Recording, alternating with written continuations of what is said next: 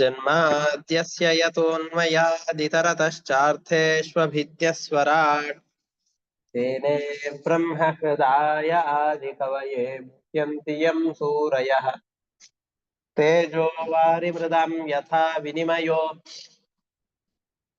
यत्र त्रिसर्गो मृषा धाम्ना स्वेन सदा निरस्तकुहकम् सत्यं परं धीमहि निगमकल्पतरोर्गलितं फलं शुकमुखादमृतद्रवसंयुतं पिबत भागवतं रसमालयं मुहुरहो रसिकाः भुवि भावुकाः दारिद्र्यदुःखज्वरदाहितानां मायापिशाची परिमर्दितानां संसारसिन्धौ परिपातितानां क्षेमाय वै भागवतं प्रगर्जति श्रीगुरुभ्यो नमः हरिः ओम् साङ्केत्यं पारिहास्यं वा स्तोभं हेलनमेव वा वैकुण्ठनामग्रहणम् अशेषाघहरं विदुः ಭಾಗವತದ 5ನೇ ಸ್ಕಂದದ 22ನೇ ಅಧ್ಯಾಯದ ಸಾರಾಂಶವನ್ನ ನೋಡ್ತಾ ಇದ್ದೇವೆ.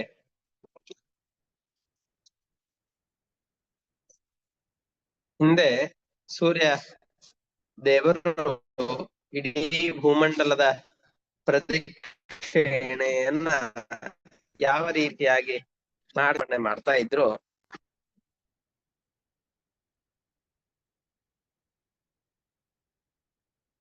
ಸೂರ್ಯ ದೇವರು ಇಡೀ ಬ್ರಹ್ಮಾಂಡವನ್ನ ಸುತ್ತಾ ಇದ್ದಾರೆ. ಸುತ್ತುವಂತಹ ಸಂದರ್ಭದಲ್ಲಿ ನಾವು ಸೂರ್ಯ ಇಡೀ ಬ್ರಹ್ಮಾಂಡವನ್ನ ಈ ಮೇರು ಪರ್ವತದ ಸುತ್ತಲಿನಲ್ಲೂ ಕೂಡ ಎಲ್ಲ ಭೂಮಿಗಳನ್ನ ಸುತ್ತುವಂತಹ ಸಂದರ್ಭದಲ್ಲಿ ನಾವು ದ್ವಾದಶ ರಾಶಿಗಳು ಅಂತ ಕರಿತೇವೆ. ಮೇಷ, ವೃಷಭ, ಮಿಥುನ, ಕರ್ಕಾಟಕ, ಸಿಂಹ, ಕನ್ಯಾ, ತುಲಾ, ವೃಶ್ಚಿಕ, ಧನು, ಮಕರ, ಕುಂಭ, ಮೀನ ಅಂತ 12 ರಾಶಿಗಳು. ಅದರ ಜೊತೆಯಲ್ಲಿ ಸೂರ್ಯನನ್ನು ಬಿಟ್ಟು ಅನೇಕ ಗ್ರಹಗಳಿವೆ. ಚಂದ್ರ, ಮಂಗಳ, ಬುಧ, ಗುರು, ಶುಕ್ರ, ರಾಹು, ಕೇತು, ಶನಿ ಅಂತ ಹೇಳಿ ಅನೇಕ ಗ್ರಹಗಳಿವೆ. ಈ ಗ್ರಹಗಳ ಸ್ಥಾನ ಹೇಗೆ, ಕಾಲದ ವ್ಯವಸ್ಥೆ ಹೇಗೆ, ಮಳೆಗಾಲ, ಬೇಸಿಗೆ ಕಾಲ ಅಂತ ಈ ವ್ಯವಸ್ಥೆಯನ್ನು ಮಾಡ್ತೇವೆ. ಈ ಕಾಲದ ವ್ಯವಸ್ಥೆ ಎಲ್ಲ ಹೇಗೆ ಮಾಡೋದು, ಇವುಗಳ ವಿವರಣೆಯನ್ನ ಇಲ್ಲಿ ಕೊಡ್ತಾ ಇದ್ದಾರೆ. ಸೂರ್ಯದೇವರು ಮೇರು ಪರ್ವತಕ್ಕೆ ಪ್ರದಕ್ಷಿಣಾಕಾರವಾಗಿ ಸಂಚಾರ ಮಾಡ್ತಾ ಇರ್ತಾರೆ. ಒಂದು ಚಕ್ರದ ರಥ ಇದೆ. ಒಂದೇ ಒಂದು ಅಶ್ವ 7 ರೂಪಗಳನ್ನ ತೆಗೆದುಕೊಂಡಿದೆ. ಗಾಯತ್ರಿ, ಉಷ್ಣಿಕ, ಅನುಷ್ಠುಪ, ತ್ರಿಷ್ಟುಪ, ಜಗತಿ, ಬೃಹತಿ ಎಂಬಂತಹ 7 ಛಂದಸ್ಸಿನ ಹೆಸರುಗಳಿಂದಾಗಿ ಆ ಕುದುರೆಗಳಿಗೆ ಇದೇ ಹೆಸರು ಬಂದಿದೆ.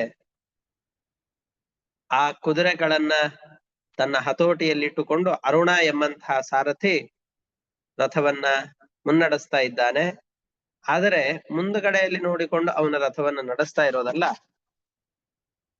ಸೂರ್ಯನನ್ನ ಅಭಿಮುಖವಾಗಿ ಕುಳಿತುಕೊಂಡು ಅವನ ಸ್ತೋತ್ರವನ್ನ ಮಾಡ್ತಾ ಪ್ರದಕ್ಷಿಣೆಯನ್ನ ಮಾಡ್ತಾ ಇದ್ದಾನೆ. ಅಷ್ಟೇ ಅಲ್ಲ, ಅವನು ಪ್ರದಕ್ಷಿಣೆಯನ್ನು ಮಾಡುವಂತಹ ಸಂದರ್ಭದಲ್ಲಿ ಅನೇಕ ವಾಲಕಿಲಿ ಎಂಬಂತಹ ಋಷಿಗಳಿದ್ದಾರೆ. ಬೇರೆ ಬೇರೆ ಗಂಧರ್ವರು, ಅಪ್ಸರೆಯರು, ನಾಗರು, ಯಕ್ಷರು, ರಾಕ್ಷಸರು ಇವರೆಲ್ಲರೂ ಕೂಡ 7 ಜನರ ಗಣಗಳನ್ನ ವಿಭಾಗ ಮಾಡಿದ್ದಾರೆ. ಇವರೆಲ್ಲರೂ ಆ ಸೂರ್ಯಾಂತರ್ಗತನಾದಂತಹ ಪರಮಾತ್ಮನ ಸ್ತೋತ್ರವನ್ನು ಮಾಡ್ತಾ ಇದ್ದಾರೆ ಅಂತ ನೀವು ಹೇಳಿದ್ರಿ. ಸೂರ್ಯದೇವರು ಪ್ರದಕ್ಷಿಣಾಕಾರವಾಗಿ ಮೇರು ಪರ್ವತಕ್ಕೆ ಸುತ್ತು ಹಾಕ್ತಾನೆ.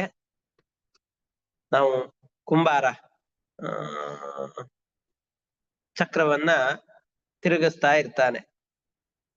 ಮಧ್ಯದಲ್ಲಿ ಮಣ್ಣಿನ ಮುದ್ದೆಯನ್ನ ಹಾಕಿ ಚಕ್ರವನ್ನ ಗರಗರ ಅಂತ ತಿರುಗಿಸ್ತಾ ಇರ್ತಾನೆ. ಚಕ್ರ ಪ್ರದಕ್ಷಿಣಾಕಾರವಾಗಿ ತಿರುಗ್ತಾ ಇರುತ್ತೆ. ಅದರ ಮೇಲೆ ಇಲ್ಲ ಈಗ ಟ್ರೆಡ್ಮಿಲ್ ಇದೆ ಅಂತ ಅನ್ಕೊಳ್ಳೋಣ.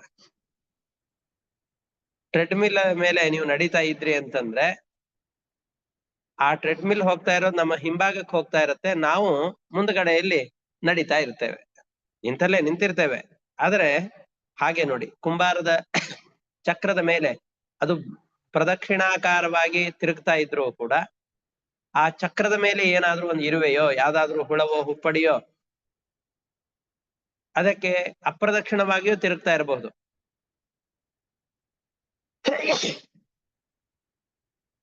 ಚಕ್ರದ ಮೇಲೆ ಕುಳಿತುಕೊಂಡು ಪ್ರದಕ್ಷಿಣವಾಗಿ ಆ ಚಕ್ರ ತಿರುಗದಾಗಿದ್ದು ತಿರುಗತ್ತೆ, ಆದರೆ ತನ್ನ ಗತಿಯಿಂದಾಗ ಅದು ಅಪ್ರದಕ್ಷಿಣವಾಗಿಯೂ ತಿರುಗುತ್ತಾ ಇರತ್ತೆ. ಹೇಗೋ ಅದೇ ರೀತಿಯಾಗಿ ಸೂರ್ಯ ರಥದಲ್ಲಿ ಕುಳಿತುಕೊಂಡು ಮೇರು ಪರ್ವತಕ್ಕೆ ಪ್ರದಕ್ಷಿಣಾಕಾರವಾಗಿ ಸುತ್ತುತ್ತಾ ಇದ್ದಾನೆ. ಅದರ ಜೊತೆಯಲ್ಲಿ ರಾಶಿಗಳು ಅಂತಿವೆ. ನಾವು ಮೇಷ, ವೃಷಭ, ಮಿಥುನ, ಕರ್ಕಾಟಕ ಅಂತೇನು 12 ರಾಶಿಗಳನ್ನ ಹೇಳ್ತೇವೋ ಆ ರಾಶಿಗಳಿಗೆ ಅಭಿಮುಖವಾಗಿಯೂ ಕೂಡ ಸಂಚಾರವಾಗಿ ಮಾಡ್ತಾ ಇದ್ದಾನೆ. ಅಭಿಮುಖ ಅಂತಂದ್ರೆ ಅದರ ಎದುರ್ಮುಖವಾಗಿ ಅಪ್ರದಕ್ಷಿಣವಾಗಿಯೂ ಕೂಡ ಸಂಚಾರ ಮಾಡ್ತಾ ಇದ್ದಾನೆ.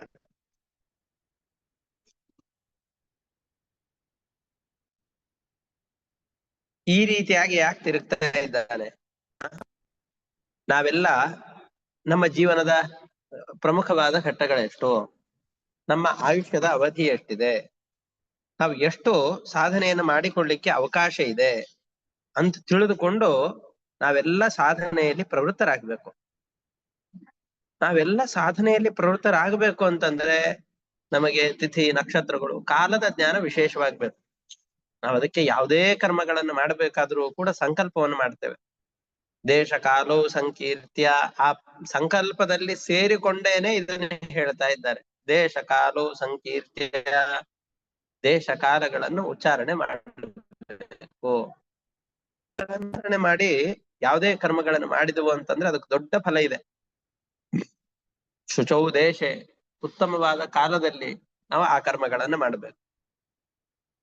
ಕಾಲಗಳಲ್ಲಿ ನಾವು ತೌಳವ ಸಂಪ್ರದಾಯದಲ್ಲಿ ನಾವು ಚೈತ್ರ, ವೈಶಾಖ ಅಂತ ಮಾಸಗಳನ್ನು ಹೇಗೆ ಲೆಕ್ಕ ಹಾಕ್ತೇವೋ ಹಾಗೆ ತೌಳವ ಸಂಪ್ರದಾಯದಲ್ಲಿ ಮೇಷ ಮಾಸ, ವೃಷಭ ಮಾಸ ಅಂತ ಈ ರೀತಿಯಾಗಿ ಈ ತರದ ಮಾಸಗಳನ್ನ ಎಣಿಸುವಂತಹ ಕ್ರಮವೂ ಇದೆ. ಎಲ್ಲವೂ ಸರಿಯೇ, ಅದರ ಮುಂದೆ ಹೇಳ್ತಾರೆ ಅವುಗಳಲ್ಲಿ 12 ಮಾಸಗಳು, ಆ 12 ಮಾಸಗಳನ್ನ ಮತ್ತೆ 6 ಮಾಸಗಳ ಉತ್ತರಾಯಣ, ದಕ್ಷಿಣಾಯನ ಅನ್ನುವಂತಹ ವಿಭಾಗಗಳು, ಆ 12 ಮಾಸಗಳನ್ನ 6 ಋತುಗಳಾಗಿ ವಿಂಗಡಣೆ ಮಾಡುವಂಥದ್ದು, ಇವು ಎಲ್ಲವನ್ನೂ ಕೂಡ ವಿಭಾಗ ಮಾಡಿ ಯಾವ ಕಾಲದಲ್ಲಿ ಈ ಕರ್ಮಗಳನ್ನ ಮಾಡಿದೆವು ಅಂತಾದರೆ ಅದರಿಂದ ವಿಶೇಷವಾಗಿ ಫಲವನ್ನು ಪಡಿಬಹುದೋ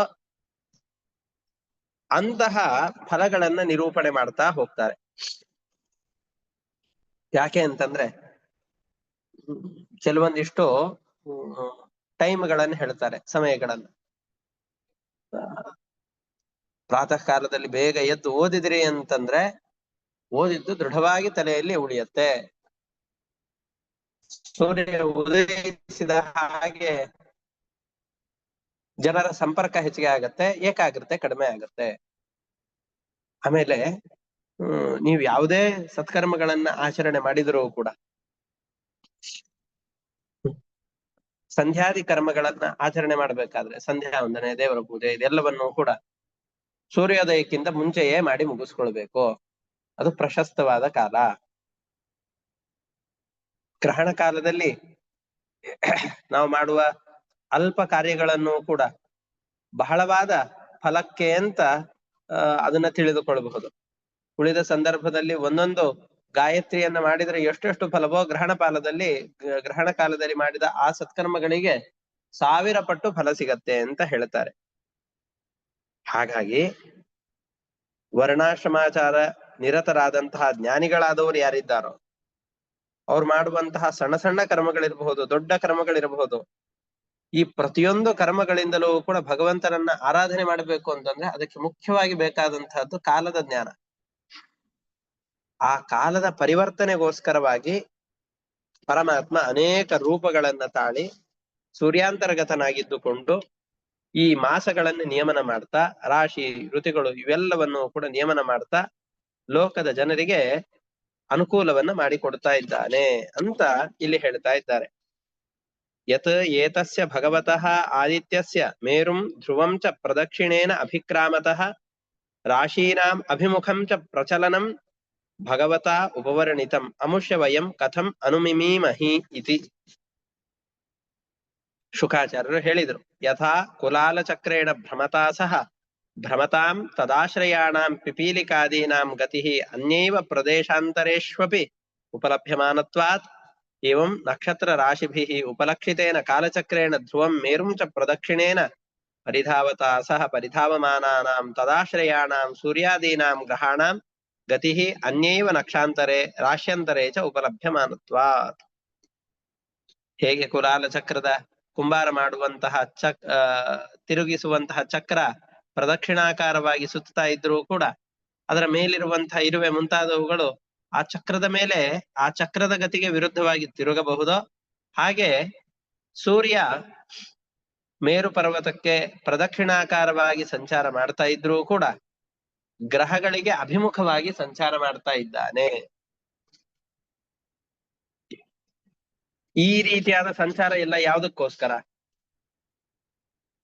ಸೂರ್ಯಾಂತರ್ಗತನಾದಂತಹ ಪರಮಾತ್ಮ ಸ್ವರ್ಗ ಭೂಮಿಗಳು ಈ ಅಂತರಿಕ್ಷ ಲೋಕದಲ್ಲಿರುವಂತಹ ಯಾವ ಸೂರ್ಯನ ರಥ ಇದೆಯೋ ಅದರಲ್ಲಿ ಇದ್ದುಕೊಂಡು ಲೋಕಗಳಿಗೆ ಮಾಸಗಳನ್ನ ಹುಟ್ಟಿಸಿ ಮೇಷಾದಿ ರಾಶಿನಾಮಗಳನ್ನು ಹೊಂದಿದಂತಹ ಮೇಷ ಮಾಸ, ವೃಷಭ ಮಾಸ, ಮಿಥುನ ಮಾಸ, ಕರ್ಕಾಟಕ ಮಾಸ ಅಂತ ಈ ಮಾಸಗಳನ್ನ ಜನರಿಗೆ ತಿಳಿಸಿಕೊಟ್ಟು ಈ ಶುಕ್ಲ ಪಕ್ಷ ಕೃಷ್ಣ ಪಕ್ಷ ಎಂಬುದಾಗಿ ಆ ಪಕ್ಷಗಳ ವಿಭಾಗವನ್ನ ಮಾಡಿಸಿ ಮಾಸಗಳ ವಿಭಾಗ, ಪಕ್ಷಗಳ ವಿಭಾಗ, ಋತುಗಳ ವಿಭಾಗ, ಉತ್ತರಾಯಣ ದಕ್ಷಿಣಾಯನ ವಿಭಾಗ, ಸಂವತ್ಸರ ಒಂದು ವರ್ಷ ಎಂಬಂತಹ ವಿಭಾಗವನ್ನು ಮಾಡಿಕೊಂಡು 5 ಥರದ ವರ್ಷಗಳನ್ನ ಹೇಳ್ತಾರೆ. ಸಂವತ್ಸರ, ಪರಿವತ್ಸರ, ಇಡಾವತ್ಸರ, ಅನುವತ್ಸರ, ವತ್ಸರ ಅಂತ. ನಕ್ಷತ್ರಗಳ 12 ಆವರ್ತಿ ಮುಗಿತು ಅಂತ ಹೇಳಿದ್ರೆ ಅದನ್ನ ಒಂದು ವರ್ಷ ಅಂತ, ನಕ್ಷತ್ರಮಾನದ ಒಂದು ವರ್ಷ. ನಮ್ಮ 365 ದಿವಸಗಳು ಇದು ಒಂದು ವತ್ಸರ.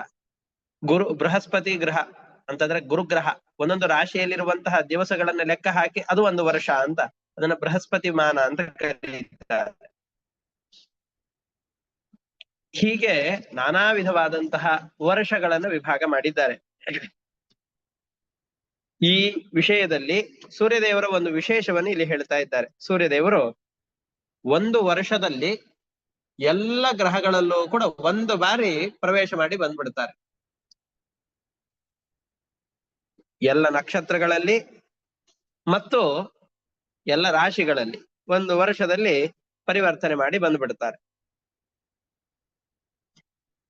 ಅದನ್ನ ಇಲ್ಲಿ ಹೇಳ್ತಾ ಇದ್ದಾರೆ. ಅಥಚ ಯಾವತಾ ಅರ್ಧೇನ ನಭೋವೀಥ್ಯಾಹ ಪ್ರಚಲತಿ ಕಂ ತಂ ಕಾಲಮಯಂ ಕಾಲಂ ಅಯನಂ ಇತ್ಯಾಚಕ್ಷತೆ. ಅಥಚ ಯಾವನ್ನಭೋಮಂಡಲಂ ಸಹ ದ್ಯಾವ ಪೃಥಿವ್ಯೋಃ ಮಂಡಲಾಭ್ಯಾಂ ಕಾಸ್ನೇನ ಭುಂಜೀತ ತಂ ಕಾಲಂ ಸಂವತ್ಸರಂ ಪರಿವತ್ಸರಂ ಇಡಾವತ್ಸರಂ ಅನುವತ್ಸರಂ ವತ್ಸರಮಿತಿ ಭಾನೋಃ ಮಾಂದ್ಯ ಶೈಘ್ರ್ಯ ಸಮಾನ ಗತಿಭಿಃ ಸಂ ಆಮನಂತಿ. ಮೇರು ಪರ್ವತದ ಸುತ್ತಲೂ ಕೂಡ ಸುತ್ತುವಂತಹ ಸೂರ್ಯನ ಅರ್ಧ ಪ್ರದಕ್ಷಿಣೆಗೆ ಬೇಕಾದಂತಹ ಕಾಲವನ್ನ ಅಯನ ಅಂತ ಕರೀತಾರೆ. ಪೂರ್ತಿಯಾಗಿ ಸೂರ್ಯದೇವರ ಒಂದು ಸಂಚಾರ ಆಗಲಿಕ್ಕೆ ಬೇಕಾದಂತಹ ಕಾಲವನ್ನ ಒಂದು ವತ್ಸರ, ವರ್ಷ ಅಂತ ಕರೀತಾರೆ. ಆ ವರ್ಷದಲ್ಲೂ ಕೂಡ ಈ ರೀತಿಯಾಗಿ ನಕ್ಷತ್ರಮಾನ, ಬೃಹಸ್ಪತಿ ಮಾನ ಇವುಗಳ ವಿಭಾಗದಿಂದಾಗಿ ಅದು 5 ವಿಧವಾಗಿದೆ ಅಂತ ನಿರೂಪಣೆ ಮಾಡಿ, ಸೂರ್ಯಮಂಡಲಕ್ಕಿಂತ ಮತ್ತೆ ಉಳಿದ ಚಂದ್ರಮಂಡಲ, ಉಳಿದಂತಹ ಗ್ರಹಗಳು ಇವುಗಳ ನಿರೂಪಣೆಯನ್ನು ಮಾಡ್ತಾ ಬರ್ತಾರೆ. ಈ ಸೂರ್ಯಮಂಡಲ ಭೂಮಿಯ ಸಮಾನ ಕಕ್ಷೆಯಲ್ಲಿ ಇತ್ತು ಅಂತಾದರೆ ಇಲ್ಲಿ ಚಂದ್ರಮಂಡಲ ಸೂರ್ಯ ಮಂಡಲಕ್ಕಿಂತ, ಮಂಡಲ ಅಂತಂದ್ ಹೇಳಿದ್ರೆ ಸೂರ್ಯನ ಪ್ರಕಾಶ ಎಲ್ಲಿವರೆಗೂ ಬೀರತ್ತೋ ಅದನ್ನ ಮಂಡಲ ಅಂತ ಕರೀತಾರೆ. ಸೂರ್ಯಮಂಡಲಕ್ಕಿಂತ 1,00,000 ಯೋಜನದಷ್ಟು ಮೇಲ್ಗಡೆಯಲ್ಲಿ ಚಂದ್ರಮಂಡಲ ಇದೆ. ನೋಡಿ, ಸೂರ್ಯ ಒಂದು ಪೂರ್ತಿಯಾದಂತಹ ಸುತ್ತನ್ನ ಮೇರು ಪರ್ವತಕ್ಕೆ ಪ್ರದಕ್ಷಿಣೆ ಹಾಕ್ಲಿಕ್ಕೆ ಎಷ್ಟು ಸಮಯ ತೆಗೆದುಕೊಳ್ಳುತ್ತಾನೋ, 12 ರಾಶಿಗಳನ್ನ ಸಂಚಾರ ಮಾಡ್ಲಿಕ್ಕೆ ಸೂರ್ಯ ದೇವರಿಗೆ 1 ವರ್ಷಗಳು ಬೇಕು. ಆದ್ರೆ ಚಂದ್ರ 2 ಪಕ್ಷ ಅಂದ್ರೆ 1 ತಿಂಗಳಲ್ಲಿ 12 ರಾಶಿಗಳನ್ನು ಕೂಡ ಸಂಚಾರ ಮಾಡಿ ಬಿಡುತ್ತಾನೆ. ಅಂದ್ರೆ ತಿಂಗಳಿಗೆ 30 ದಿವಸಗಳು ಅಂತ ಲೆಕ್ಕ ಹಾಕಿದರೆ 2.5 ದಿವಸಕ್ಕೆ ಒಂದೊಂದು ಗ್ರಹದಲ್ಲಿ ಚಂದ್ರದೇವರ ವಾಸ ಇರುತ್ತೆ. ಅಥವಾ ಒಟ್ಟು 27 ನಕ್ಷತ್ರಗಳು, ಅದರಲ್ಲಿ ಮುಂದೆ 28 ಅಂತ ಹೇಳ್ತಾರೆ. ಅಭಿಜಿತ್ ಎಂಬಂತಹ ಮತ್ತೊಂದು ನಕ್ಷತ್ರ, 2 ನಕ್ಷತ್ರಗಳ ಅರ್ಧರ್ಧ ಭಾಗವನ್ನು ಸೇರಿಸಿಕೊಂಡು ಅಭಿಜಿತ್ ಎಂಬಂತಹ ಮತ್ತೊಂದು ನಕ್ಷತ್ರವನ್ನು ಹೇಳ್ತಾರೆ. ಅದನ್ನು ಬಿಟ್ಟು 27 ನಕ್ಷತ್ರಗಳು ಅಂತ ತೆಗೆದುಕೊಂಡ್ರೆ 2.25, ಒಂದೊಂದು ನಕ್ಷತ್ರದಲ್ಲಿ 4 ಪಾದಗಳಿರುತ್ತೆ. 4 ಪಾದಗಳು ಅಂತಂದ್ರೆ 27 × 4 ಅಂತಂದ್ರೆ 108.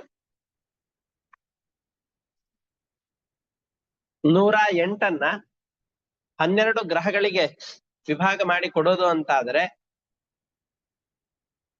ಇವುಗಳನ್ನ 9 9 ಅಂತ ವಿಭಾಗ ಮಾಡಿ ಕೊಡಬಹುದು.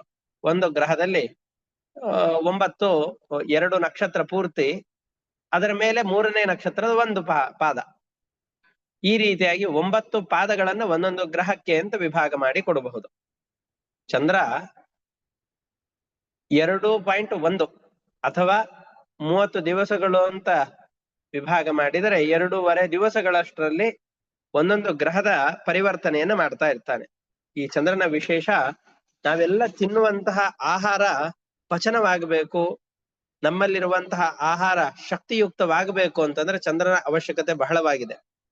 ಚಂದ್ರ ಇಲ್ಲದೆ ಹೋದ್ರೆ ನಮ್ಮ ಆಹಾರದ ಪ್ರಾಪ್ತಿಯೇ ಆಗಲಾರದು. ಹಾಗಾಗಿ ಈ ಚಂದ್ರನ ಹೆಸರು ಚಂದ್ರನಿಗೆ ಜೀವನಪ್ರದ ಅಂತನೂ ಕರಿಬಹುದು.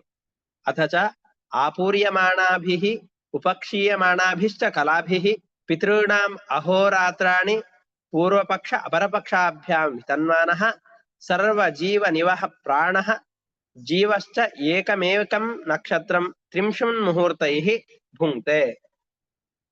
ಚಂದ್ರ ತನ್ನ ಕಲೆಗಳನ್ನ ಶುಕ್ಲ ಪಕ್ಷದಲ್ಲಿ ಗಳಿಸಿಕೊಳ್ಳುತ್ತಾ ಹೋಗ್ತಾನೆ, ಕೃಷ್ಣ ಪಕ್ಷದಲ್ಲಿ ಒಂದೊಂದೇ ಕಲೆಗಳನ್ನ ಬಿಟ್ಟುಕೊಂಡು ಹೋಗ್ತಾನೆ.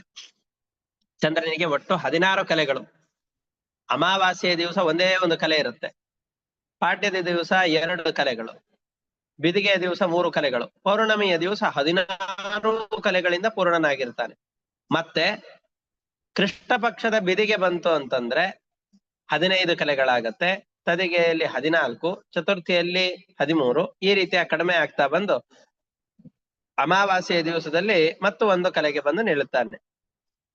ಇದರಲ್ಲಿ ತನ್ನ ಶುಕ್ಲ ಪಕ್ಷದ 15 ಕಲೆಗಳನ್ನ 16 ಕಲೆಗಳನ್ನು ಏನು ಪಡೆದುಕೊಳ್ಳುತ್ತಾನೋ, ಚಂದ್ರನ 1 ಪಕ್ಷ ಪಿತೃಗಳ 1 ಹಗಲಿಗೆ ಸಮಾನ. ಇವನ 15 ಆವರ್ತಿ ಪಿತೃದೇವತೆಗಳ ರಾತ್ರಿಗೆ ಸಮಾನ. ಇದು ತುಂಬಾ ಬೇರೆ ಬೇರೆ ವಿಧವಾಗಿ ಹಗಲು ರಾತ್ರಿಗಳ ವಿಭಾಗವನ್ನು ಮಾಡ್ತಾರೆ. ಆದ್ರೆ ಕೃಷ್ಣ ಪಕ್ಷದಿಂದಾಗಿ ಇದೂ ಒಂದು ರೀತಿಯಾದಂತಹ ವ್ಯಾಖ್ಯಾನ ಇದೆ. ಅವನಲ್ಲಿರುವ ಕಲೆಗಳನ್ನ ಕಳೆದುಕೊಳ್ಳುವಂತಹ ಕೃಷ್ಣ ಪಕ್ಷದಿಂದಾಗಿ ರಾತ್ರಿಯನ್ನು ಉಂಟು ಮಾಡ್ತಾನೆ. ಅದೇ ರೀತಿಯಾಗಿ ಅವನಿಗೆ ಕಲೆಗಳನ್ನ ತುಂಬಿಕೊಳ್ಳುವಂತಹ ಶುಕ್ಲ ಪಕ್ಷದಿಂದಾಗಿ ಅವನು ಹಗಲನ್ನ ಜೀವಜಾತಕ್ಕೆ ಉಂಟು ಮಾಡ್ತಾನೆ ಅಂತ ಇಲ್ಲಿ ಹೇಳ್ತಾ ಇದ್ದಾರೆ. ಇದಾದ್ಮೇಲೆ ಪ್ರತಿಯೊಂದು ದಿವಸ ಎಷ್ಟು ಗಂಟೆ ಎಷ್ಟು ಕಾಲ ಇರುತ್ತೆ ಅಂತಂದ್ರೆ 30 ಮುಹೂರ್ತಗಳಿಗೆ 1 ದಿವಸ ಅಂತ ಹೇಳ್ತಾ ಇದ್ದಾರೆ. 30 ಮುಹೂರ್ತಗಳಿಗೆ 1 ದಿವಸ. ಅಲ್ಲ, ನಾವು 24 ಗಂಟೆಗೆ 1 ದಿವಸ ಅಂತ ಹೇಳಿದ್ದೇವಲ್ಲ ಅಂತಂದ್ರೆ 2 ಒಂದೇ. ಹೇಗೆ? 1 ಗಂಟೆ ಅಂತಂದ್ರೆ ಎಷ್ಟು ನಿಮಿಷ? 60 ನಿಮಿಷ. 24 × 60 ಮಾಡಿದ್ರೆ ಬರುವಂತಹ ನಿಮಿಷಗಳು 1440 ನಿಮಿಷಗಳು ಬರುತ್ತೆ. 1440 ನಿಮಿಷಗಳು ಒಂದು ದಿವಸಕ್ಕಿರತ್ತೆ. ಹಾಗಾದ್ರೆ 24 ಗಂಟೆ ಅಂತಂದ್ರೆ ಎಷ್ಟು ನಿಮಿಷಗಳು? 1440 ನಿಮಿಷಗಳು. 30 ಮುಹೂರ್ತಗಳು ಅಂತಂದ್ ಹೇಳಿದ್ರೆ ಅದು ಕೂಡ ಅದರ ಪ್ರಮಾಣವು 1440 ನಿಮಿಷಗಳೇ. ಒಂದು ಮುಹೂರ್ತ ಅಂತಂದ್ರೆ 48 ನಿಮಿಷಗಳು.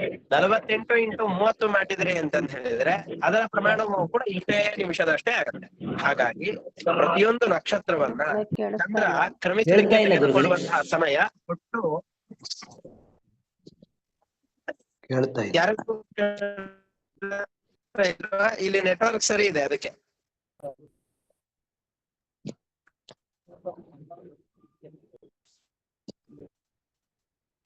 ನಿಮ್ಮ ಮಾತು ಕೇಳಿಸ್ತಾ ಇಲ್ಲ. ಉಳಿದವರೆಗೂ ಕೇಳಿಸ್ತಾ ಇಲ್ವಾ?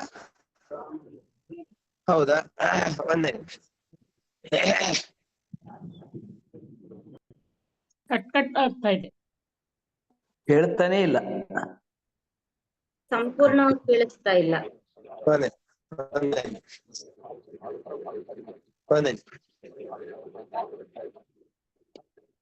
ದಯವಿಟ್ಟು ಆ ವಿಷ್ಣು ಅನ್ನೋರು ಮ್ಯೂಟ್ ಮಾಡ್ಕೊಳ್ಳಿ.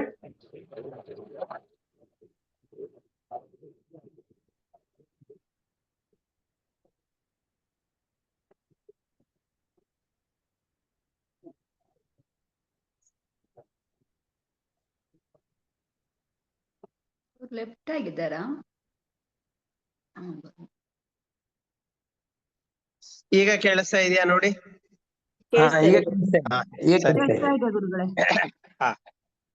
ಈಗ ದಿವಸಕ್ಕೆ 24 ಗಂಟೆಗಳು ಅಂತಂದ್ರು, ಅದೇ ರೀತಿಯ 30 ಮುಹೂರ್ತಗಳು ಅಂತಂದ್ರು, ಎರಡಕ್ಕೂ ಏನು ವ್ಯತ್ಯಾಸ ಇಲ್ಲ.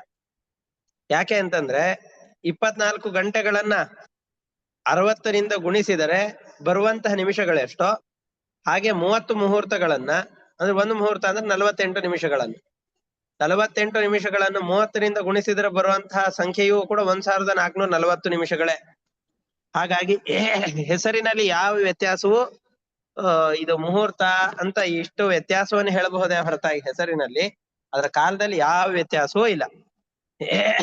ಅದರಿಂದಾಗಿ ಕಾಲ, ವರ್ಷಗಳು ಇವು ಎಲ್ಲವನ್ನು ಕೂಡ ನಿಯಮನ ಮಾಡುವಂತಹ ಪರಮಾತ್ಮನ ರೂಪ ವಿಶೇಷವನ್ನ ಆಯಾಯ ದೇವತೆಗಳ ಅಂತರ್ಯಾಮಿಯಾಗಿದ್ದುಕೊಂಡು ಪರಮಾತ್ಮ ನಿಯಮನ ಮಾಡ್ತಾ ಇರ್ತಾನೆ. ಈ ರೀತಿಯಾಗಿ ಚಂದ್ರನಲ್ಲಿ ನಿಂತುಕೊಂಡು ಈ ಕೆಲಸವನ್ನು ಮಾಡ್ತಾ ಇರ್ತಾನೆ ಅಂತ ಹೇಳಿದರು. ಇವನ್ ಈ ರೀತಿಯಾಗಿ ನಿಂತುಕೊಂಡು ಅದಕ್ಕೆ ಚಂದ್ರನಿಗೆ ಷೋಡಶ ಕಲಾ ಅಂತ ಕರೀತಾರೆ.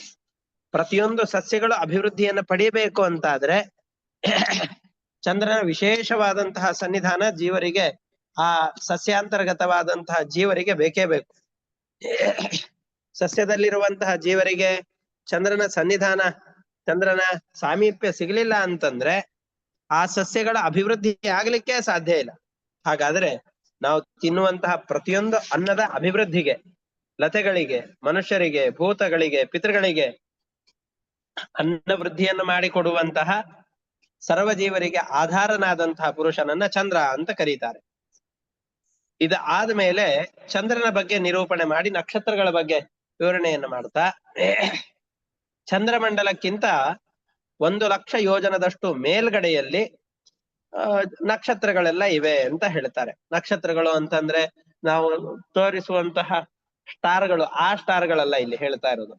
ಅಶ್ವಿನಿ, ಭರಣಿ, ಕೃತ್ತಿಕಾ, ರೋಹಿಣಿ ಅಂತ ಯಾವ 27 ನಕ್ಷತ್ರಗಳನ್ನು ಹೇಳ್ತಾರೋ ಆ ನಕ್ಷತ್ರಗಳ ಬಗ್ಗೆ ಹೇಳ್ತಾ ಇದ್ದಾರೆ. ಒಟ್ಟು ಇರುವಂತಹದ್ದು 27 ನಕ್ಷತ್ರ.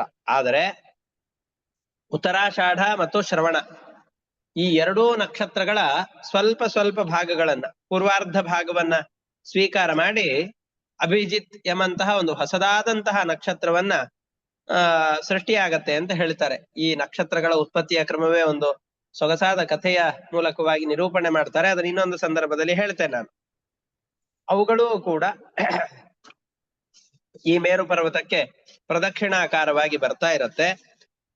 ಇದು ಆದ್ಮೇಲೆ ಸಂಕ್ಷಿಪ್ತವಾಗಿ ಮುಂದಿನ ವಿಷಯಗಳೆಲ್ಲವನ್ನು ಕೂಡ ಹೇಳುತ್ತೇನೆ. ಈ ನಕ್ಷತ್ರಗಳ ಮೇಲ್ಗಡೆಯಲ್ಲಿ ಶುಕ್ರ ಗ್ರಹ ಇದೆ. ಎಲ್ಲವೂ ಕೂಡ 2 ಲಕ್ಷ ಯೋಜನದಷ್ಟು ಎತ್ತರದಲ್ಲಿರುವಂತಹದ್ದು. ಈ ಶುಕ್ರ ಗ್ರಹ ಈ ಯಾವ್ದು ಈ ಶುಕ್ರ ಗ್ರಹದ ಒಂದು ವಿಶೇಷ ಏನು ಅಂತಂದ್ರೆ ಎಲ್ಲ ಲೋಕಗಳಿಗೆ ಪ್ರಾಯಶಃ ಒಳ್ಳೆಯದಾಗೋದು.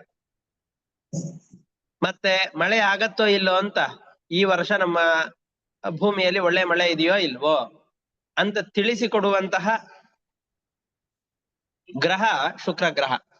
ಒಂದು ವೇಳೆ ಜಾತಕದಲ್ಲಿ ಕುಜದೋಷ ಇರತ್ತೆ, ಆ ಕುಜ ರಾಹು ಮುಂತಾದ ದೋಷಗಳಿದ್ರೂ ಕೂಡ ನಮ್ಮ ಗ್ರಹದಲ್ಲಿ ಶುಕ್ರ ಗ್ರಹದ ಪ್ರವೇಶ ಇತ್ತು ಅಂತಂದ್ರೆ ಅದರಿಂದ ಉಂಟಾಗುವಂತಹ ದೋಷಗಳನ್ನ ಪರಿಹಾರ ಮಾಡಿ ಆಪತ್ತುಗಳನ್ನ ನಿವಾರಣೆ ಮಾಡುವಂತಹ ಗ್ರಹ ಶುಕ್ರ ಗ್ರಹ. ಅದೇ ರೀತಿಯಾಗಿ ಬುಧ ಗ್ರಹವು ಕೂಡ ಶುಕ್ರ ಗ್ರಹಕ್ಕಿಂತ 2 ಲಕ್ಷ ಯೋಜನದಲ್ಲಿ ಎತ್ತರದಲ್ಲಿದೆ. ಈ ಬುಧ ಗ್ರಹ ಮಗ, ಇವನು ಬುಧ ಚಂದ್ರನ ಮಗ. ಈ ಬುಧ ಗ್ರಹ ಏನು ವಸ್ತುತಃ ಇವನು ಶುಭಕಾರಕ, ಆದರೆ ಈ ಕೆಲವೊಂದಿಷ್ಟು ಸಂದರ್ಭದಲ್ಲಿ ಬುಧನು ಅನಿಷ್ಟಕ್ಕೂ ಸೂಚಕನಾಗ್ತಾನೆ. ಬುಧ ಗ್ರಹಕ್ಕಿಂತ ಮೇಲ್ಗಡೆಯಲ್ಲಿ ಅಂಗಾರಕ. ಇವನು ಒಳ್ಳೆಯವರ ಜೊತೆಯಲ್ಲಿ ಇದ್ರೆ ಒಳ್ಳೆಯದನ್ನ ಸೂಚನೆ ಮಾಡ್ತಾನೆ, ಕೆಟ್ಟ ಗ್ರಹಗಳ ಜೊತೆಯಲ್ಲಿದ್ರೆ ಕೆಟ್ಟದನ್ನು ಸೂಚನೆ ಮಾಡ್ತಾನೆ. ಶುಕ್ರ ಗ್ರಹದ ಜೊತೆಯಲ್ಲಿ ಈ ಅಂಗಾರಕನ ಅವಸ್ಥಾನ ಇದೆ ಅಂತಂದ್ರೆ ಒಳ್ಳೆಯದನ್ನು ಸೂಚನೆ ಮಾಡ್ತಾನೆ. ಗುರುಗ್ರಹದ ಜೊತೆಯಲ್ಲಿ ಅಂಗಾರಕ ಇದ್ದಾನೆ ಅಂತಂದ್ರೆ ಹಾಗೇನೆ ಒಳ್ಳೆಯದನ್ನೇ ಸೂಚನೆ ಮಾಡ್ತಾನೆ. ಆದರೆ ರಾಹು ಅಥವಾ ಕೇತುವಿನ ಜೊತೆಯಲ್ಲಿ ಇವನ ವಾಸ ಇತ್ತು ಅಂತಂದ್ರೆ ಅವಾಗ ಅಶುಭ ಸೂಚಕನಾಗ್ತಾನೆ. ಇದರ ಮೇಲ್ಗಡೆ ಇರುವಂತಹ ಗ್ರಹ ಗುರುಗ್ರಹ. ಈ ಗುರುಗ್ರಹವು ಕೂಡ ಪ್ರತಿಯೊಂದು ಈ ವಿಶೇಷ ಏನು ಅಂತಂದ್ರೆ ಗುರುಗ್ರಹ ಒಂದೊಂದು ರಾಶಿಯಲ್ಲೂ ಕೂಡ ಒಂದೊಂದು ವರ್ಷಗಳ ಕಾಲ ಇರ್ತಾನೆ. ಗುರು ದಶೆ ಅಂತ ಕರೀತಾರೆ. ಗುರು 12 ರಾಶಿಗಳನ್ನ ಒಂದು ಸುತ್ತು ಹಾಕಿಕೊಂಡು ಬರ್ಲಿಕ್ಕೆ ಅವನಿಗೆ ಬೇಕಾಗುವಂತಹ ವರ್ಷಗಳು 12 ವರ್ಷಗಳು. ಒಂದೊಂದು ಗ್ರಹದಲ್ಲೂ ಕೂಡ ಒಂದೊಂದು ವರ್ಷಗಳ ಕಾಲ ವಾಸ ಮಾಡ್ತಾನೆ. ಇವನು ಬ್ರಾಹ್ಮಣ ಕುಲಕ್ಕೆ, ಬ್ರಾಹ್ಮಣ ಕುಲ ಅಂತಂದು ಹೇಳಿದ್ರೆ ಜ್ಞಾನಕ್ಕೆ ಸೂಚಕನಾಗಿದ್ದಾನೆ. ಯಾರಾದ್ರೂ ಅಧ್ಯಯನದಲ್ಲಿ ನಿರತರಾಗಿದ್ದಾರೆ, ಅವನ ಗ್ರಹದಲ್ಲಿ ಅವನ ಜಾತಕದಲ್ಲಿ ಗುರುಗ್ರಹದ ಪ್ರವೇಶ ಇದೆ ಅಂತಾದ್ರೆ ಆವಾಗ ಅವನು ಓದುವಂತಹ ಕೆಲಸಗಳೆಲ್ಲವೂ ಕೂಡ ನಿರ್ವಿಘ್ನವಾಗತ್ತೆ ಅಂತ ಸೂಚನೆ ಮಾಡ್ತಾರೆ. ಈ ಬೃಹಸ್ಪತಿ ಗ್ರಹಕ್ಕಿಂತ ಮೇಲುಗಡೆಯಲ್ಲಿ ಶನಿ ಗ್ರಹ ಇದೆ. ಒಂದೊಂದು ರಾಶಿಯಲ್ಲೂ ಕೂಡ 30 ತಿಂಗಳುಗಳ ಕಾಲ ಇರ್ತಾನೆ. ಅಂತಂದ್ರೆ 2.5 ವರ್ಷ. ನಾವು 7.5 ಅಂತ ಕರಿತೇವಲ್ಲ, ವಸ್ತುತಸ್ತು ಇರೋದು ಒಂದೊಂದು ಗ್ರಹದಲ್ಲಿ 2.5 ವರ್ಷ.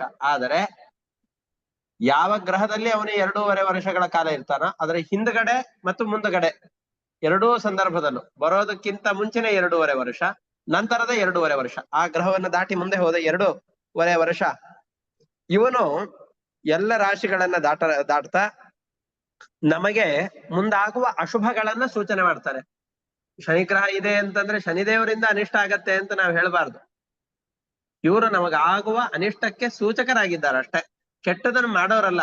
ನಾವು ಮಾಡಿದ ಕರ್ಮಗಳಿಗೆ ಅನುಗುಣವಾಗಿ ನಮಗೆ ಯಾವ ಫಲಗಳು ಸಿಗತ್ತೋ ಆ ಫಲಗಳನ್ನು ಸೂಚನೆ ಮಾಡುವವರಾಗಿ ಶನಿಗ್ರಹ, ಶನಿದೇವರು ಆ ಸ್ಥಾನಗಳಲ್ಲಿ ವಾಸ ಮಾಡ್ತಾ ಇರ್ತಾರೆ. ಇದ ಆದ್ಮೇಲೆ ಶನೈಶ್ಚರ ಗ್ರಹದ ಮೇಲುಗಡೆಯಲ್ಲಿ ಬಹಳ ಎತ್ತರದಲ್ಲಿ, ಅದನ್ನ 11 ಲಕ್ಷ ಯೋಜನದಷ್ಟು ಎತ್ತರ ಅಂತ ಕರೀತಾರೆ. ಅಷ್ಟು ಎತ್ತರದಲ್ಲಿ ಸಪ್ತರ್ಷಿಗಳು ವಾಸ ಮಾಡುವಂತಹ ಸಪ್ತರ್ಷಿ ಮಂಡಲ ಇದೆ. ಅದರ ಮೇಲ್ಗಡೆಯಲ್ಲಿ ಶಿಂಶುಮಾರ ಲೋಕ ಇದೆ. ಯಾವ್ದಿದು ಶಿಂಶುಮಾರ ಲೋಕ? ನಾವು ಹಿಂದಿನ ಸ್ಕಂದದಲ್ಲಿ ಧ್ರುವರಾಜನ ಚರಿತ್ರೆಯನ್ನು ನೋಡಿದ್ದೇವೆ. ಆ ಧ್ರುವ ಕುಮಾರ ತನ್ನ ಘೋರವಾದ ತಪಸ್ಸಿನಿಂದ ವಾಸುದೇವ ರೂಪಿಯಾದ ಪರಮಾತ್ಮನನ್ನು ಒಲಿಸಿಕೊಂಡು ತಪಸ್ಸಿನಿಂದ ಪಡೆದಂತಹ ಯಾವ ಲೋಕ ಇದೆಯೋ ಧ್ರುವಲೋಕ, ಆ ಧ್ರುವಲೋಕದಲ್ಲಿ ಶಿಂಶುಮಾರ ರೂಪಿಯಾದಂತಹ ಪರಮಾತ್ಮನ ವಾಸ ಇದೆ. ಶಿಂಶುಮಾರ ಅಂತಂದ್ರೆ ಚೇಳು, ಚೇಳಿನ ರೂಪದಲ್ಲಿ ಪರಮಾತ್ಮನ ವಾಸ ಇದೆ. ಅಂತಹ ಆ ಧ್ರುವಲೋಕ, ಶಿಂಶುಮಾರ ಲೋಕ ಅಲ್ಲಿ ಇದೆ. ಆ ಶಿಂಶುಮಾರ ಲೋಕದಲ್ಲಿ ಧ್ರುವ ವಾಸ ಮಾಡ್ತಾ ಇದ್ದಾನೆ. ಈ ಎಲ್ಲ ದೇವತೆಗಳು ಕೂಡ ಆ ಲೋಕ ಪರಮ ಪವಿತ್ರವಾದಂತಹ ಲೋಕ ಅಂತ ತಿಳಿದುಕೊಂಡು ಶಿಂಶುಮಾರ ರೂಪಿಯಾದ ಪರಮಾತ್ಮನ ಸ್ತೋತ್ರವನ್ನು ಮಾಡ್ತಾ ಇದ್ದಾರೆ. ಅಲ್ಲಿರುವಂತಹ ಧ್ರುವನು ಕೂಡ ಮಹರ್ಲೋಕದಲ್ಲಿರುವಂತಹ ಜೀವರು, ಅಷ್ಟು ಎತ್ತರಕ್ಕೆ ಹೋಗ್ಬಿಟ್ಟಿದ್ದಾನೆ ಈಗ ಅವನು. ಅಲ್ಲಿರುವಂತಹ ಜೀವರ ಜೊತೆಯಲ್ಲಿ ಭಗವಂತನ ಸ್ತೋತ್ರವನ್ನ ಗುಣಗಾನವನ್ನು ಮಾಡ್ತಾ ಅಲ್ಲಿ ವಾಸ ಮಾಡ್ತಾ ಇದ್ದಾನೆ. ಇದಾದ್ಮೇಲೆ ಎಲ್ಲ ಈ ನಕ್ಷತ್ರಗಳು ಗ್ರಹಗಳು ಇವು ಎಲ್ಲದಕ್ಕೂ ಕೂಡ ತುಂಬಾ ಮೇಲ್ಗಡೆಯಲ್ಲಿರುವಂತಹ ಅವುಗಳಿಗೆ ಯಾವುದು ಮಧ್ಯ ಹೇಗೆ ತಿರುಗಬೇಕು ಅಂತ ನೋಡ್ಲಿಕ್ಕೆ ಮೇಟಿಯ ರೀತಿಯಲ್ಲಿ ಅಂದ್ರೆ ಮಧ್ಯದ ಜಾಗ ಯಾವುದು ಅಂತ ತಿಳಿಸಿಕೊಡುವಂತೆ ಈ ಶಿಂಶುಮಾರ ಲೋಕ ಇದೆ. ಈ ಧ್ರುವ ನಕ್ಷತ್ರವನ್ನ ಆಧಾರವಾಗಿಟ್ಟುಕೊಂಡು ನಾವೆಲ್ಲ ಸಮುದ್ರದಲ್ಲಿ ಹೋಗಬೇಕಾದ್ರೆ ಒಂದು ನಕ್ಷತ್ರವನ್ನ ಗುರುತಾಗಿಟ್ಟುಕೊಂಡು ನಾವಿಕರೆಲ್ಲರೂ ಕೂಡ ತಾವು ಹೋಗಬೇಕಾದ ದಿಕ್ಕನ್ನ ತೀರ್ಮಾನ ಮಾಡುವಂತೆ ಆ ಧ್ರುವಲೋಕವನ್ನ ನೋಡಿಕೊಂಡು ಆ ಧ್ರುವ ನಕ್ಷತ್ರವನ್ನೇ ಆಧಾರವಾಗಿಟ್ಟುಕೊಂಡು ಕಲ್ಪಾಂತ್ಯದವರೆಗೂ ಕೂಡ ಎಲ್ಲ ಗ್ರಹಗಳು ನಕ್ಷತ್ರಗಳು ನಿರಂತರವಾಗಿ ಸಂಚಾರ ಮಾಡ್ತಾ ಇರುತ್ತೆ. ಹೊರತಾಗಿ ಅಲ್ಲ ಈ ಗ್ರಹಗಳೆಲ್ಲವೂ ಸುತ್ತುತ್ತಾ ಇರುವಂತಹದ್ದು ಕೆಳಗಡೆ ಬಿದ್ದು ನಾಶವಾಗೋದಿಲ್ಲ. ಯಾಕೆ? ಅವು ಎಲ್ಲವೂ ಕೂಡ ಸಂಕರ್ಷಣ ರೂಪಿಯಾದ ಪರಮಾತ್ಮನ ಗುರುತ್ವಾಕರ್ಷಣ ಶಕ್ತಿಯಿಂದಾಗಿ ಬದ್ಧವಾಗಿವೆ. ಎಂದೆಂದೂ ಕೂಡ ಕೆಳಗಡೆ ದಪ್ಪಂತ ಬಿದ್ದು ಭೂಮಿಯ ಮೇಲೋ ಅಥವಾ ಕೆಳಗಿನ ಲೋಕಗಳಿಗೋ ಕೂಡ ಬಿದ್ದು ನಾಶವನ್ನು ಹೊಂದೋದಿಲ್ಲ. ಇದು ಇಷ್ಟೇ ಅಲ್ಲದೆ ಅನೇಕ ನಕ್ಷತ್ರಗಳನ್ನ ನಾವು ಶಿಂಶುಮಾರವಾದಂತಹ ಪರಮಾತ್ಮನ ಯಾವ್ದಾದ್ರು ಒಂದು ಫೋಟೋ ಇದ್ರೆ ತಮಗೆ ಕಳಿಸ್ತೇನೆ. ಅದರಲ್ಲಿ 9 ಗ್ರಹಗಳು ಕೂಡ ಆ ಶಿಂಶುಮಾರ ರೂಪಿಯಾದಂತಹ ಚೇಳಿನ ರೂಪದಲ್ಲಿರುವಂತಹ ಪರಮಾತ್ಮನ ಅವಯವಗಳನ್ನ ಆಶ್ರಯಿಸಿಕೊಂಡಿದೆ. ಆ ಬಾಲದ ಬುಡದಲ್ಲಿ ನಕ್ಷತ್ರಗಳು. ಕೇಳಿಸ್ತಾ ಇಲ್ಲ ಗುರುಗಳೇ. ಈ ಪೂರ್ತಿ ನೆಟ್ವರ್ಕ್ ಇದೆ ಇಲ್ಲಿ. ಈಗ ಕೇಳಿಸ್ತಾ ಇದೆಯಾ? ಇಲ್ಲಿ ಪೂರ್ತಿ ನೆಟ್ವರ್ಕ್ ಇದೆ.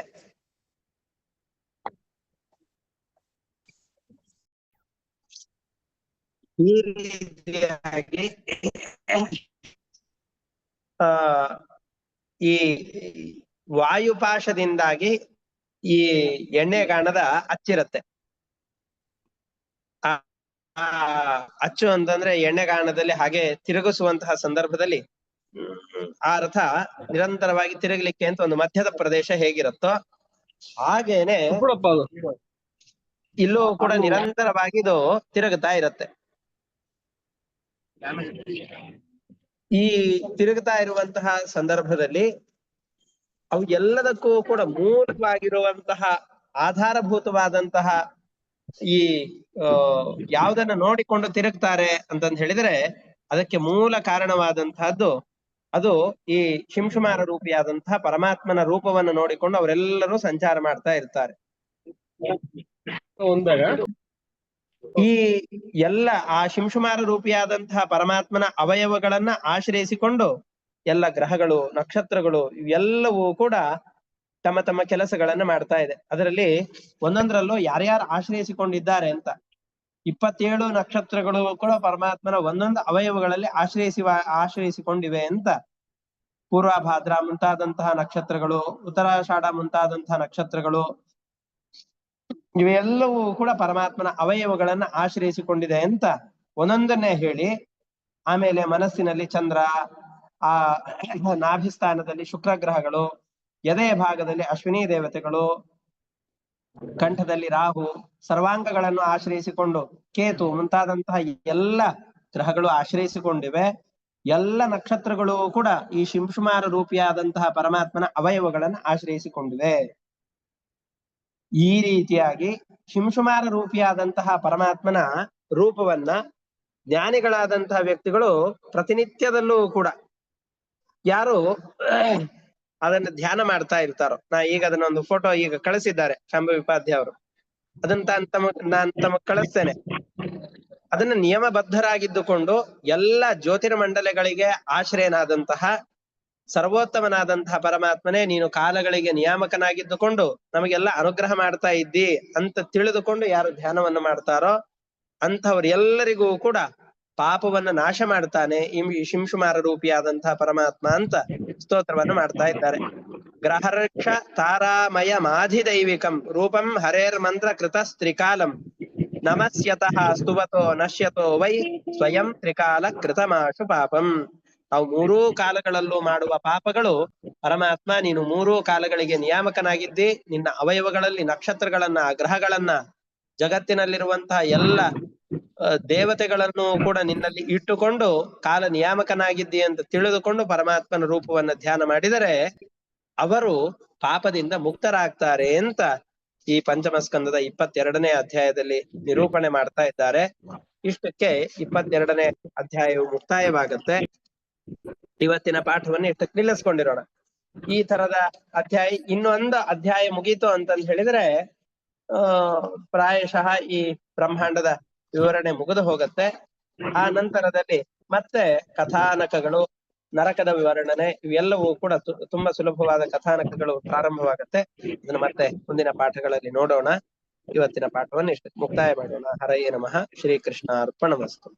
ಅನೇನ ಭಾವಿ ಯತ್ ಪುಣ್ಯಂ ತೇನ ಪ್ರೀಣಾತು ಕೇಶವಃ. ಶ್ರೀಕೃಷ್ಣಾರ್ಪಣಮಸ್ತು. ಈ ಸಮಯದಲ್ಲಿ